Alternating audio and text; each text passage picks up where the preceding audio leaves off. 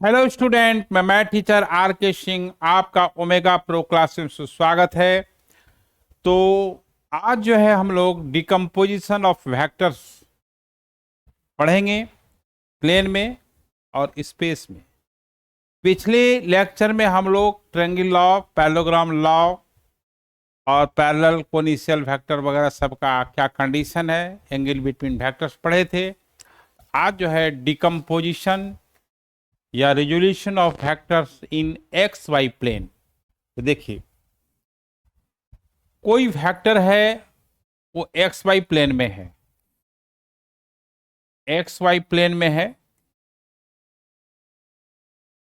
देखिए,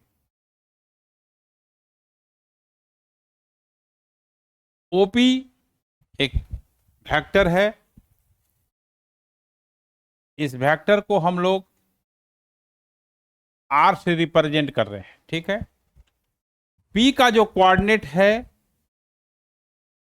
x comma Y है। अब देखिए यहां पर, यहां से हम परपेंडिकुलर ड्रॉ करते हैं। यहां पे पी से वाई एक्सिस पे भी परपेंडिकुलर ड्रॉ किए, एक्स एक्सिस पे परपेंडिकुलर ड्रॉ किए। इसका कोऑर्डिनेट एक्स वाई है, तो ये लेंथ आपका एक्स हो गया और ये लेंथ आपका वाई हो गया। ये ए हो गया, ये मानते बी है।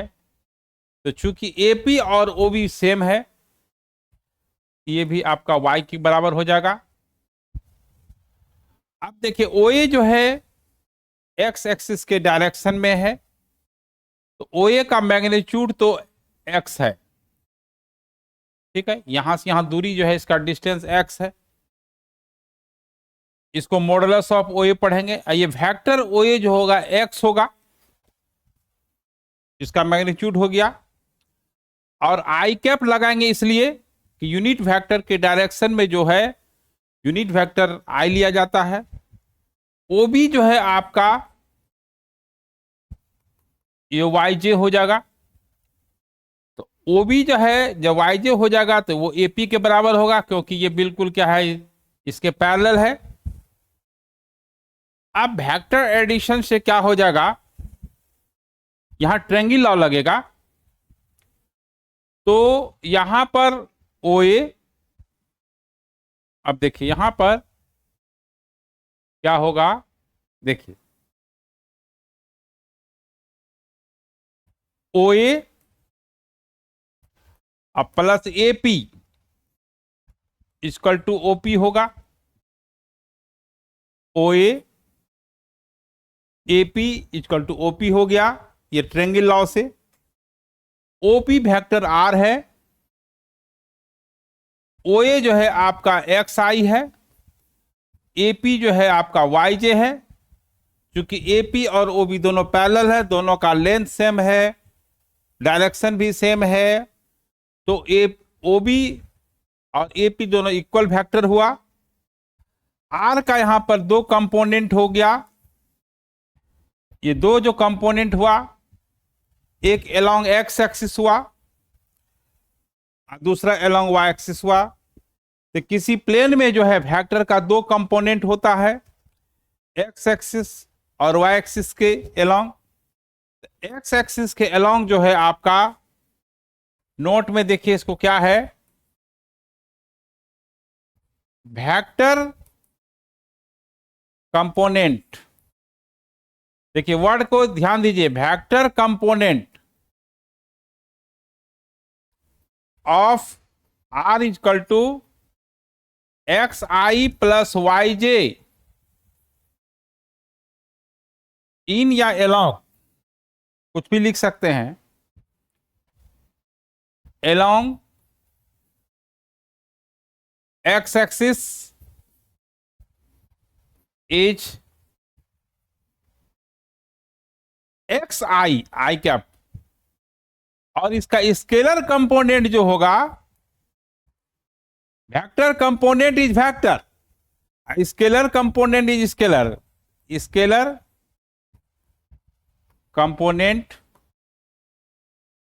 Of vector R equal to X I Y J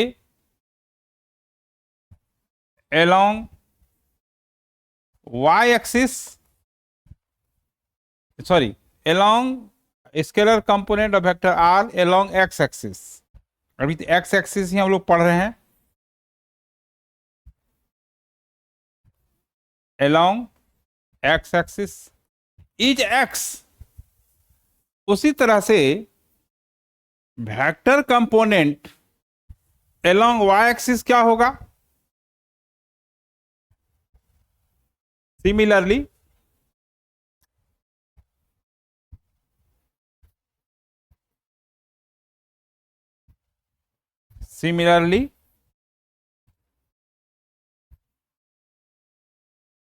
vector component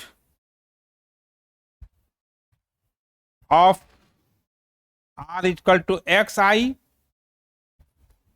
yj along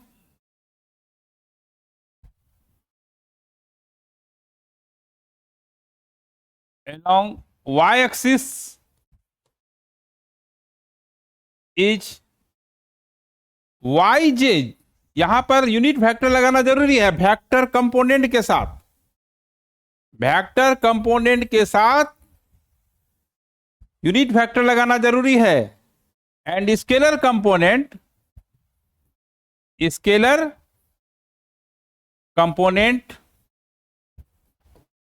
is y।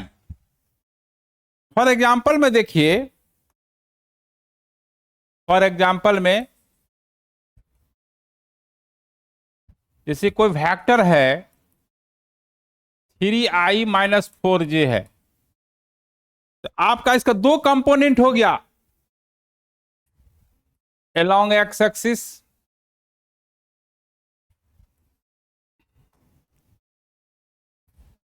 along x axis is 3i, along y axis is minus 4j। ठीक है, अब देखिए इसमें आपको बताया जाएगा modulus of vector, modulus of vector r equal to xi plus yj। ये ij के सिस्टम में है, तो यहां पर देखिए क्या है, ये आप फिगर लीजिए, ये p हो गया, ये वेक्टर r हो गया, इसका कोऑर्डिनेट पॉइंट एक्स वाई हो गया, ये x हो गया, ये आपका y होगा, तो ये भी y होगा, ये एंगल थीटा बना रहा है मान लेते हैं। तो मॉडुलस मतलब क्या होता है? Length of OP. तो ये आपका ओपी हो गया, इसको आप अगर वेक्टर का साइन देते हैं तो ये मॉडुलस साइन लगाना पड़ेगा, नहीं अदरवाइज ऐसे ओपी लिखिए। ये पाइथागोरस थ्योरम लग जाएगा, ये लेंथ x है, ये लेंथ y है, तो बस p square plus b square जो होता है under root x square plus y square हो गया। तो जैसे देखिए यहां पर यही मॉडुलस हुआ, जैसे वेक्टर r है और 7i और प्लस 12j है, इसका मॉडुलस जो है आपका 7 का होल स्क्वायर 49 हो गया, 144 हो गया, इसको जोड़ देना है ना। वेक्टर r इक्वल टू मान लिया कि 3i प्लस 4j है, तो वेक्टर r जो है 9 प्लस 16, ये 5 होगा, प्लस माइनस 5 नहीं होगा, मॉडुलस हमेशा प्लस में होता है। तो x i प्लस वाई जे है ना। अब देखिए ये मॉडुलस जानना जरूरी है। अब हम लोग डिकम्पोजिशन पढ़ेंगे, थोड़ा और भी कुछ इसमें पढ़ लेते हैं जो कि आपको फिजिक्स में जरूरत पड़ेगा, कि वेक्टर r जो है x एक्सिस के साथ या y एक्सिस के साथ क्या एंगल बनाएगा, है ना। इसको नोट पॉइंट में देखिए,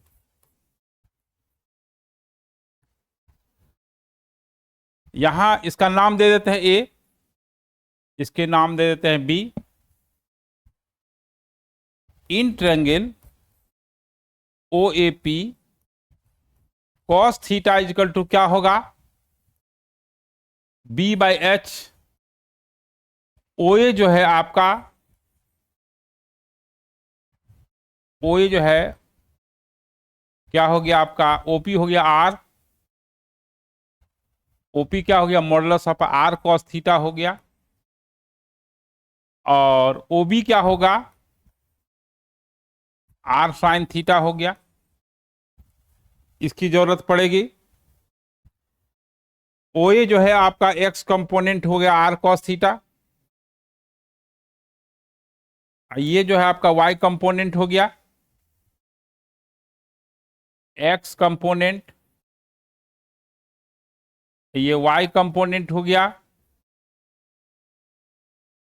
जब आप फिजिक्स पढ़ेंगे, r cos theta, r sine theta, f cos theta, f sine theta, जिसके साथ थीटा बनाता है रिजल्टेंट, ये रिजल्टेंट है ओ ए और ओबी का, जिसके साथ थीटा बनाता है, थीटा किसके साथ बना रहा है, ओपी एक्स के साथ, उसके साथ कॉस लगता है। ठीक है, एक्स इक्वल टू क्या हो जाएगा आपका, आर कॉस थीटा हो जाएगा। और जिसके साथ थीटा नहीं, ये 90 माइनस थीटा हो गया, तो उसके साथ जिसके साथ 90 माइनस थीटा होगा, है ना, ये थीटा है, ये 90 माइनस थीटा है, तो ये आपका आर साइन थीटा हो गया। दूसरा क्या है, थीटा निकालना है, मान लिया जाए कि यही सब पूछेगा आपको, और कोई बड़ी चीज नहीं है इसमें, फिजिक्स में यही सब चीज। अब एंगल पूछ दिया, एंगल कैसे निकलेगा, टेन थीटा इक्वल टू कितना होता है, पी बाई बी, तो वाई बाई एक्स हो गया। थीटा इक्वल टू कितना हो गया, tan inverse y by x हो गया। तो ये थीटा निकालने के लिए पूछ सकता है, मॉडुलस पूछ सकता है, वेक्टर कंपोनेंट पूछ सकता है, स्केलर कंपोनेंट पूछ सकता है, और तो ज्यादा हमको संभावना नहीं दिख रहा है, यही सब मिला जुला करके पूछता है। यही सब रिलेशंस आपको जानना है कि वेक्टर आर जो है दे दिया कि एक्स आई प्लस वाई जे है, उसी पे नंबर सेट कर दिया। जैसे कि मान लीजिए वेक्टर आर है, ये √3i है और प्लस जे है, और ये कहेगा कि एक्स एक्सिस के साथ कितना एंगल बना रहा है, तो टेन थीटा इक्वल टू कितना होगा, बोलिए वाई बाई एक्स, √3 डाल देते हैं। यहाँ एक्स कितना है, √3, और वाई जे का कोफिशिएंट कितना 1, तो वाई बाई एक्स, वाई ये √3 हो गया, थीटा इक्वल टू आपका 30 डिग्री हो गया, जिसको कि पाई बाई 6 लिख सकते हैं, है ना। तो कहने का मतलब ये है कि इस तरह से आपको एंगल पूछ सकता है। अब हम लोग आगे बढ़ते हैं, इसमें बहुत कुछ चीजें हो गई। रेजोल्यूशन और डिकम्पोजिशन एक ही चीज है, और वेक्टर इन ए स्पेस, स्पेस में देखिए कोई भी स्पेस जो है को, जैसे कोई x axis y axis plane को 4 रीजन में बांटता है। कितने रीजन में बांटता है, 4 रीजन में बांटता है, जिसको कि फर्स्ट क्वाड्रेंट और सेकंड क्वाड्रेंट भी थर्ड और फोर्थ क्वाड्रेंट कहते हैं। तो यहां पर जो है स्पेस को 8 ऑक्टेंट में डिवाइड होता है। ठीक है, देखिए एक्स है तो एक्स डैश भी होगा निगेटिव वाला, जेड है जेड डैश भी होगा, वाई है तो वाई डैश होगा। तो उतना फिगर कंप्लेक्स करेंगे तो समझाने में दिक्कत होगा। आप जान जाइए कि कोई भी स्पेस 8 पार्ट में डिवाइड होता है, ईच पार्ट को ऑक्टेंट्स कहते हैं। क्या कहते हैं, ऑक्टेंट्स कहते हैं। और प्लेन में 4 रीजन होता है, जिसको क्वाड्रेंट कहते हैं, जो 9-10 से पढ़ रहे हैं। 8 ऑक्टेंट होता है, उसको दिखाना संभव नहीं है, क्योंकि दिखाएंगे फिर गड़बड़ हो जाएगा। अब देखिए यहां पर P एक पॉइंट है। जब कोई पॉइंट स्पेस में रहता है, उसका कोऑर्डिनेट ट्रिपलेट फॉर्म में होता है। अब ट्रिपलेट फॉर्म क्या होता है, जैसे किसी प्लेन में होता है तो उसमें x coordinate y coordinate ordered pair होता है। पेयर पेयर में दो होता है, ट्रिपलेट में तीन होता है। तो देखिए इसका जो कोऑर्डिनेट हो गया, हाँ इसमें इसका जो कोऑर्डिनेट हो जाएगा वो क्या होगा, देखिए एक्स वाई जेड, ये ट्रिपलेट फॉर्म हुआ। तो एक्स एक्सिस के अलोंग पूरा कॉम्प्लेक्स फिगर हो जाएगा, इसलिए हम पूरा नहीं दिखाएंगे और संभव भी नहीं है प्लेन पर, वो 3 डायमेंशनल फिगर है। तो एक्स एक्सिस के अलोंग जो है ये एक्स आई हो गया, ये बी पॉइंट है, वाई एक्सिस के अलोंग वाई जे हो गया, ये सी हो गया, ये जेड के हो गया, ये वेक्टर आर हो गया, ये वेक्टर आर हो गया। अब जो वेक्टर आर हो गया तो एक्स आई वाई जे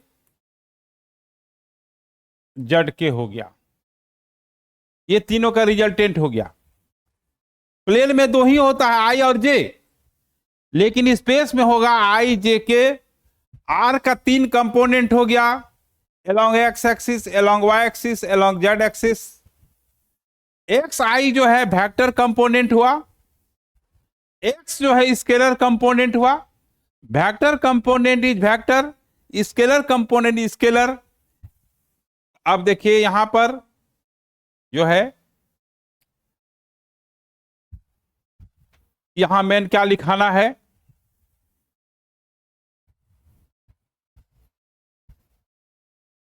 यहां जो है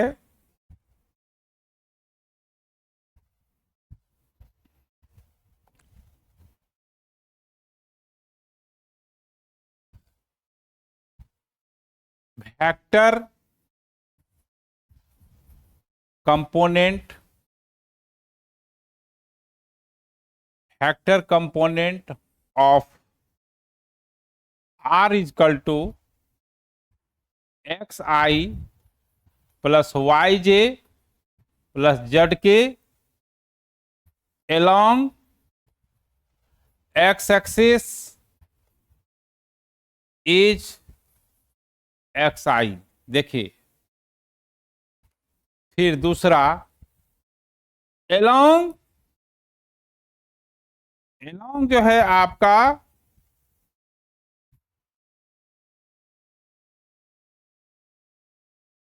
along y axis is Y J, और along Z axis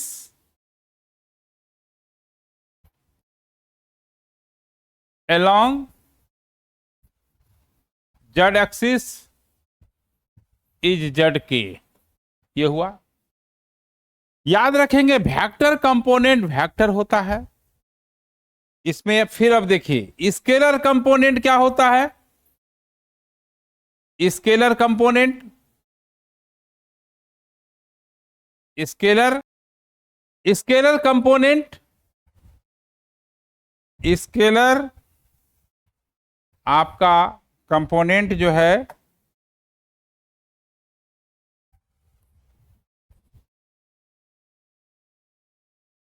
is x, scalar component is y, scalar component is z हो जाएगा। अब जो है मॉडुलस जो होगा,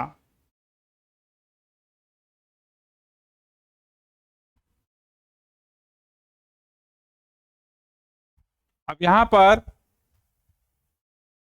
मॉडुलस इसका क्या होगा,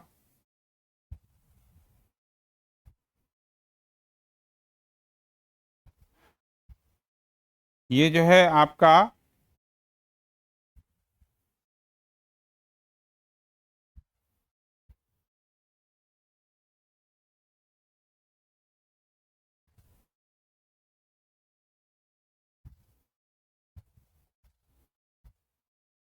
नोट में modulus of vector r equal to 3i plus sorry xi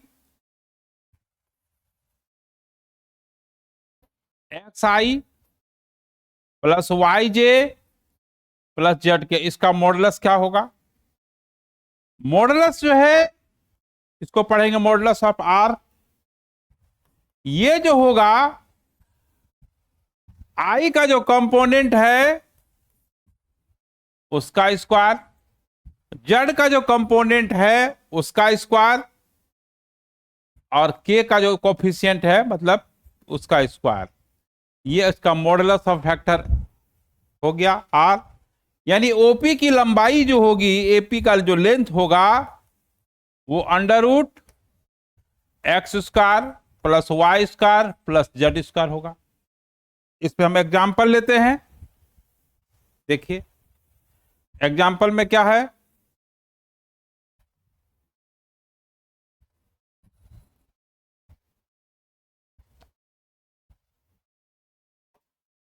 ये आपका जेड स्क्वायर होगा। फॉर एग्जांपल में देखिए क्या है, if r equal to 3i minus 4j plus 5k है। आई जे के कोफिशिएंट से मतलब है, उसके साइन से कोई मतलब नहीं है। x यहां 3 हो गया, y माइनस 4 हो गया, और z जो है आपका 5 हो गया। तो मॉडुलस ऑफ r जो होगा एक्स स्क्वायर 9 वाई स्क्वायर 16 हो गया, माइनस 4 का होल स्क्वायर, ये 50 हो गया, 50 का 5√2 हो गया, है ना। अब देखिए यहां पर दूसरा एग्जांपल, अगर यहां पर r है, i है, माइनस j है, माइनस k है, इसका जो मॉडुलस होगा वो x यहां 1 है, y भी -1 है, z -1 है, इसका स्क्वायर करेंगे तो √3 होगा। इस तरह से हम लोग मॉडुलस निकालते हैं जब कोई भी वेक्टर स्पेस में होता है। कैसे पकड़ेंगे? स्पेस में है जब उसमें i होगा, j होगा, k होगा, तो वो वेक्टर स्पेस में होगा। ठीक है, अब चलिए देखिए आगे और बढ़ते हैं। डायरेक्शन कोसाइन ऑफ वेक्टर, देखिए यहां पर क्या है, ये सब 3 डायमेंशनल में है। ये आपका एक्स एक्सिस हो गया, ये वाई एक्सिस हो गया, ये जेड एक्सिस हो गया। ये वेक्टर आपका पी हो गया, ओपी, और इसका कोऑर्डिनेट एक्स वाई जेड हो गया। अब ये जो है एक्स एक्सिस के साथ एंगल अल्फा बना रहा है, ओपी, जिसको हम वेक्टर आर कहेंगे, और ये वाई एक्सिस के साथ बीटा बना रहा है, और जेड एक्सिस के साथ ये आपका गामा बना रहा है। तो वेक्टर आर एक्स एक्सिस के साथ क्या बना रहा है? अल्फा। वाई एक्सिस के साथ क्या बना रहा है? बीटा। जेड एक्सिस के साथ क्या बना रहा है? गामा। तो cos alpha, direction cosine, cosines मतलब कॉस है यहां पर, है ना। तो cos alpha, cos beta, cos gamma, और cos alpha, cos beta, cos gamma जो है डायरेक्शन कोसाइन कहलाता है। ठीक है, तो देखिए इफ, यहां पर क्या करना है, if vector r makes an angle alpha, beta and gamma with x axis y axis and z axis, then cos alpha, cos beta and cos gamma are called direction cosines, direction cosines. इसको direction cosines जो alpha, cos beta, cos gamma हुआ, उसको LMN से denote करते हैं। It is also denoted by LMN, L M and N respectively. इसको LMN से भी डिनोट करते हैं। यानी कहने का मतलब यह है कि कॉस अल्फा है ना, क्या है कि cos alpha, that is cos alpha equal to L हो गया, M equal to cos beta हो गया, N equal to cos gamma हो गया। अब कॉस अल्फा का क्या होगा रिजल्ट, है ना। देखिए कॉस अल्फा का रिजल्ट क्या होगा, देखिए यही फिगर है। यहां से आप परपेंडिकुलर ड्रॉ करेंगे, ठीक है, ये x हो गया, ठीक है। तो कॉस अल्फा जो है इसका नाम दे देते हैं A। तो देखिए in triangle OAP cos alpha equal to होगा x बाई OP, और कॉस अल्फा जो है XOP जो होता है ये XI plus YJ plus Z का मॉडुलस होता है, और OP का मॉडुलस आपको बताए थे जस्ट पहले, under root x square plus y square plus z square हुआ। तो कॉस बीटा जो है y under root x square plus y square plus z square हुआ। उसी तरह से कॉस गामा जो होगा वो क्या होगा,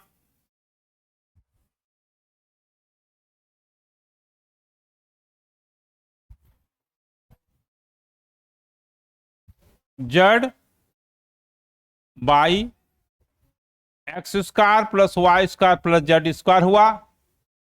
यही आपका एल हो गया, यही एम हो गया, यही एन हो गया। यानी एल इजकल टू क्या हुआ, x by modulus of vector r, है ना। तो कहने का मतलब यह है, इसको आप ऐसे भी लिख सकते हैं, L equal to x by modulus of are, M equal to Y by modulus of are, और एन इजकल टू, है ना। देखिए यहां पर एक लाइन में लिख देते हैं, यहां L equal to x by modulus of are, M equal to Y by modulus of are, और N equal to Z by modulus of R हुआ। ये हुआ, देखिए तो यानी डायरेक्शन कोसाइन क्या हुआ, एक्स कंपोनेंट, उसके बाद मॉडुलस ऑफ वेक्टर आर हो जाएगा, कॉस बीटा क्या हो जाएगा, y component by modulus of r हो जाएगा, और z component by modulus of r हो जाएगा।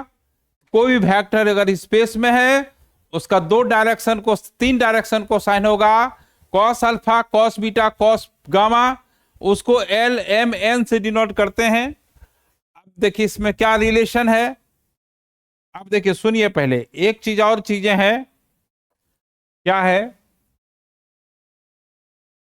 कि एक्स एक्सिस जो है, देखिए एक्स एक्सिस खुद वेक्टर है, वाई एक्सिस भी खुद वेक्टर है। अब देखिए यहां पर क्या है कि एक्स एक्सिस के एलोंग जो है आई लिया जाता है, आपको पता है, वाई एक्सिस के एलोंग जे लिया जाता है, और जेड एक्सिस एलोंग के लिया जाता है। तो यहां पर जो है आई, आई का भी डायरेक्शन कोसाइन होगा, 3 होगा। तो डायरेक्शन कोसाइंस को शॉर्ट में लिखते हैं, DCs of direction cosines of I क्या होगा, आई एक्स एक्सिस के अलोंग है, एक्स एक्सिस के अलोंग जो है क्या बनाएगा, एक्स एक्सिस, एक्स से कितना डिग्री में लगाएगा, 0, तो अल्फा 0 हो जाएगा, अल्फा 0 हो जाएगा। बीटा चूंकि एक्स एक्सिस वाई एक्सिस के साथ 90 डिग्री बनाएगा, और इसके पास चूंकि म्यूचुअली परपेंडिकुलर होता है ना, तो x axis z axis 90 degree बनाएगा। तो कॉस अल्फा जो है एल जो है, अल्फा 0 है तो कॉस 0 1 हो गया, कॉस 90 0 हो गया, 1 0 0 हो गया। तो आई जो है उसका जो है जो डायरेक्शन कोसाइन जो हुआ, डीसीएस ऑफ आई जो है 1 0 0 हुआ, एल जो है 1 हो गया, एम देखिए यहां फिर से थोड़ा सा लिख देते हैं, स्टाफ क्लियर, डीसीएस ऑफ आई जो है यहां पर साइड में लिख दिए हैं। तो एल जो है cos 0 1 हो गया, एम आपका 0 होगा, एन भी 0 होगा। डीसीएस ऑफ जे, जे जो है जे के साथ क्या बनाएगा, 0। तो यहां अल्फा जो है आपका 90 डिग्री होगा, चूंकि ये एक्स एक्सिस के साथ वो 90 डिग्री बनाएगा, तो अल्फा 90 होगा, बीटा 0 होगा, गामा 90 होगा। तो यहां पर इसका जो डीसीएस होगा, एल 0 होगा, एम 1 होगा, एन आपका 0 होगा। DCS of direction cosines of के, अल्फा क्या होगा 90, बीटा क्या होगा 90, और गामा क्या होगा 0। तो इस केस में आपका क्या होगा, यहां पर एल जो है आपका 0 होगा, एम भी 0 होगा, एन 1 होगा। तो ऐसा ऑब्जेक्टिव में पूछ देता है direction cosines of x axis क्या होगा। अब बच्चा कंफ्यूज कर रहता है, अरे x I plus Y J plus Z के डायरेक्शन कोसाइन पढ़े हैं, ई एक्स एक्सिस का क्या हो गया। तो एक्स एक्सिस खुद लाइन है, एक वेक्टर है, जिसका डायरेक्शन कोसाइंस जो होगा आपको बताएं 1 0 0 होगा, फिर 0 1 0 होगा। इस तरह से आपको समझ करके बात को याद रखना है। अब डायरेक्शन कोसाइंस में क्या रिलेशन है उसके बारे में बताते हैं, है ना। डायरेक्शन रेशियो है ना। तो देखिए डायरेक्शन रेशियो और डायरेक्शन कोसाइन दोनों डिफरेंट चीज है। डायरेक्शन रेशियो जो है क्या है कि डायरेक्शन रेशियो जो होता है 3 रियल नंबर का सेट होता है, which is directly proportional to direction cosine. तो direction cosine ratio of vector जो होता है, तो देखिए क्या होता है, the direction ratios of vector is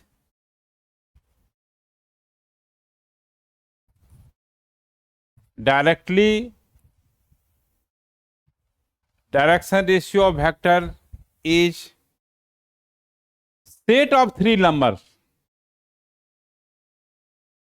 is set of 3 real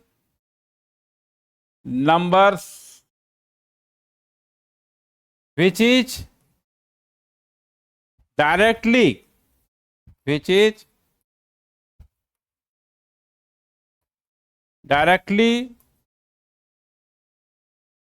proportional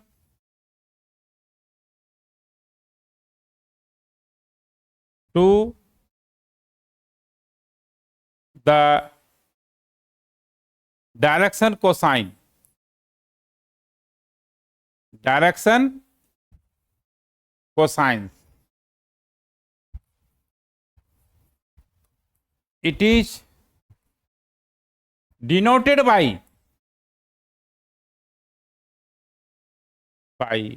A, B and C। इसको A, B, C से डिनोट करते हैं। तो कहने का मतलब that is A by L, B by M, C by N, ये डायरेक्टली प्रोपोर्शनल होता है। तो डायरेक्शन रेशियो जो होता है 3 रियल नंबर का सेट होता है जो कि directly proportional to direction cosines होता है। ये फिजिक्स में भी उतनी ही जरूरत है ना, फिजिक्स में उतनी जरूरत है, मैथ्स में उतना ही जरूरत है। आपको न्यूमेरिकल में आपको पूछेगा, कंपटीशन में पूछेगा, खासकर जेईई नीट में इसमें जरूरत पड़ता है। तो ये तो डायरेक्शन रेशियो क्या होता है, 3 नंबर का सेट होता है जो directly proportional to direction cosines होता है। दैट इज, इसको आप ऐसे भी लिख सकते हैं, एल को कॉस अल्फा लिखते हैं, बी को एम को कॉस बीटा लिखेंगे और सी को क्या लिखेंगे, कॉस गामा, है ना। यही होता है। अब आगे हम लोग देखते हैं क्या चीज आ रहा है। Relation between direction cosine, direction cosines के बीच क्या रिलेशन है, रिलेशन बिटवीन डायरेक्शन कोसाइंस जो है क्या रिलेशन है उसके बारे में पढ़ना है। देखिए, जो डायरेक्शन कोसाइन होता है तीनों के स्क्वायर का सम 1 होता है ना। तो देखिए यहां पर the sum of square of direction cosine, direction cosine, cosines is 1, that is unity, एक होता है। यानी L square plus M square plus N square equal to 1 होता है। ये बहुत इंपॉर्टेंट, याद रखिएगा। ये फिजिक्स में भी न्यूमेरिकल में आता है, मैथ्स में तो आता ही है, फिजिक्स में इसकी जरूरत पड़ेगी। इसका मतलब ये है कि एल को कॉस अल्फा कहते हैं, cos square alpha cos square beta plus cos square gamma equal to क्या होता है, 1 होता है ना। Cos square alpha cos square beta plus cos square gamma, इस तीनों का स्क्वायर का सम, ये नहीं कि cos alpha plus cos beta cos gamma 1 होता है, स्क्वायर का सम क्या होता है, 1 होता है। इसी को एक साल पूछ दिया था कि इफ अल्फा बीटा जो है आपका कोई वेक्टर है जो x axis y axis z axis alpha बना बीटा गामा बना रहा है, तो sine square alpha sine square beta, sine square alpha sine square beta sine square gamma, इसका वैल्यू क्या होगा, ये 2 होगा। कहिए कैसे, ये कॉस स्क्वायर अल्फा को आप 1 माइनस साइन स्क्वायर अल्फा लिख दीजिए। देखिए कैसे थोड़ा सा टर्न करके पूछ दिया। और कॉस स्क्वायर बीटा को 1 माइनस साइन स्क्वायर बीटा लिख सकते हैं, 1 माइनस साइन स्क्वायर बीटा लिख दीजिए। और ये 1 माइनस साइन स्क्वायर गामा लिख दीजिए, कॉस ये 1 होता है, आप जानते हैं। इसी रिलेशन से आया।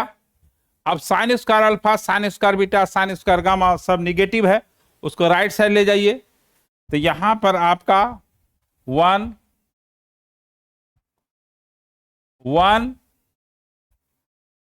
यहां जो है आपका जो 1 आया है 1 प्लस 1 प्लस 3 हो गया। और 1 को इधर ले आइए, तो ये जो 1 है इधर आ गया। और जितना साइन स्क्वायर अल्फा है माइनस उधर जाने पर प्लस हो जाएगा। तो sine square alpha plus sine square beta plus sine square gamma equal to 3 हो जाएगा, सॉरी 2 हो जाएगा। तो इसके लिए आप तैयार रहेंगे, ये ऑब्जेक्टिव के लिए, है ना। अब देखिए ये हो गया कि आपका बोर्ड लेवल का, ये आपका हो गया नीट लेवल का। अब देखिए यही जी लेवल का कैसे हो जाता है, देखिए जी लेवल में कैसे बदलता है ये क्वेश्चंस। देखिए जी लेवल में कैसे होगा,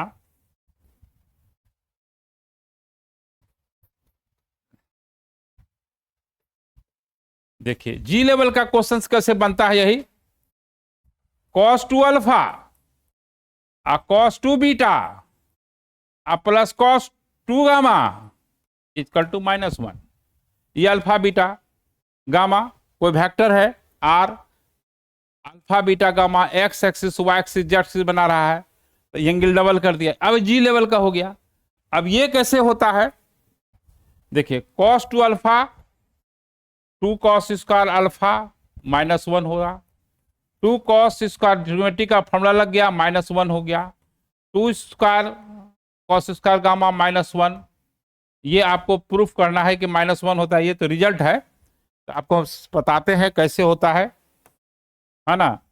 तो इसको आप ऐसे लिख दिए, इसको आप ऐसे लिख दिए, इसको ऐसे लिख दिए, 2 कॉमन ले लीजिए, तो क्या हो गया cos square alpha cos square beta cos square gamma, 3 गो 1 है, 1 1 1 -3 हो गया। अब cos square alpha plus cos square beta plus cos square gamma कितना होता है, -1 होता है, सॉरी +1 होता है ना। तो यहां पर आपका 2 × 1 हो गया, ये रिजल्ट 1 हो गया, ये -3 हो गया, 2 - 3 क्या हो गया, -1 हो गया। तो यही फिजिक्स में आपका जी लेवल में आ जाएगा। तो बोर्ड लेवल में cos square alpha plus cos square beta plus cos square gamma 1 ये बिल्कुल दे देगा। यही नीट लेवल में sin square alpha sin square beta sin square gamma आपका 2 हो जाएगा। यही आपका जी लेवल में क्या होगा, cos 2 alpha plus cos 2 beta plus cos 2 gamma equal to -1 होगा। तो यही डायरेक्शन क्या हुआ, डायरेक्शन कोसाइन पे क्या रिलेशन था, उस पे कितने तरह के क्वेश्चंस आ सकते हैं, है ना। तो अब देखिए यहां पर एक और बात मैं यहां पर नोट में बताना चाह रहा हूं कि अगर वेक्टर आर इक्वली इंक्लाइंड है, इफ वेक्टर आर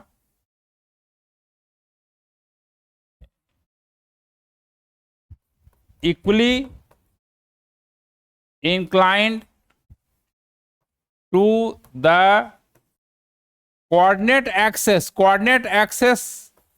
मतलब x एक्सिस y एक्सिस और z एक्सिस, कोऑर्डिनेट एक्सिस यानी x एक्सिस का प्लूरल हो गया, देन क्या होगा, then alpha beta equal to gamma हो गया। तो यानी cos स्क्वायर अल्फा और बीटा की जगह पे अल्फा कर देंगे और गामा की जगह भी अल्फा कर देंगे, ये अल्फा कर देंगे तो ये 1 हो जाएगा। देखिए यहां अल्फा बीटा गामा बराबर है, तो यहां पर अल्फा बीटा जब गामा बराबर है तो ये cos square alpha cos square beta cos square gamma, तो अल्फा बीटा जब बराबर है सबके जगह एक सेम वैल्यू रख देंगे, तो 3 cos स्क्वायर अल्फा, हाँ सॉरी इक्वल टू 1 है ना, ये यहाँ 1 होगा, यहाँ 1 होगा, तो ये 1 हो गया। तो यहां से cos square alpha equal to 1/3 हो गया। अब यहां से ये है आपका cos अल्फा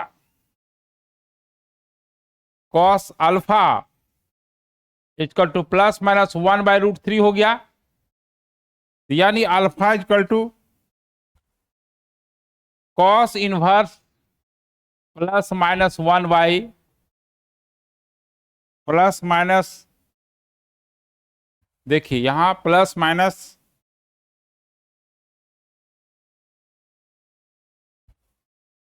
माइनस यहां पर cos अल्फा इक्वल टू +-1/√3 हो गया, alpha equal to cos inverse +-1/√3 हो गया। तो इस तरह से आपका ऑब्जेक्टिव में पूछेगा if vector r inclined with coordinate axes equally, then alpha equal to क्या होगा, कॉस इनवर्स प्लस माइनस 1/√3।